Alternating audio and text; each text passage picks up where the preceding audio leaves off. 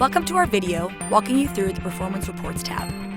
This tab can provide more insight into how much you're earning and what affects those earnings.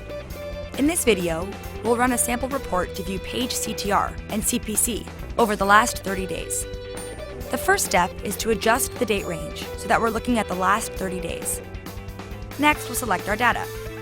To the right of the graph, there are a handful of checkboxes. Checking these boxes will allow you to select the data you'd like the graph to display. To see page CTR and CPC, select the appropriate checkboxes.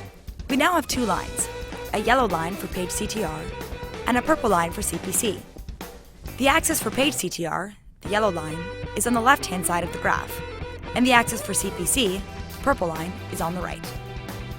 If you hover your mouse over the graph, you can see the specific values for page CTR and CPC by day.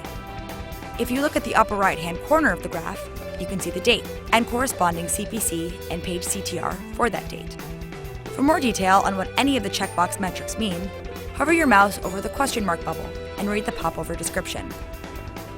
Play around with different combinations of data points and time periods to see if you find any interesting trends, like if your earnings follow a similar pattern to your page views. Sometimes it's helpful to compare how your ads performed over two time periods. To do this, first click on the date range dropdown. Check the box next to Compare to Other Dates. Enter the start date of the time period you'd like to compare. The end date will be filled in automatically, so both ranges you're comparing span a similar amount of time. Click the Apply button, and your data will be displayed on the graph. We hope this video helped you get used to navigating around the Performance Reports tab. Check back in on our YouTube channel to learn how to run more advanced reports in order to gain even more insight into your account's performance.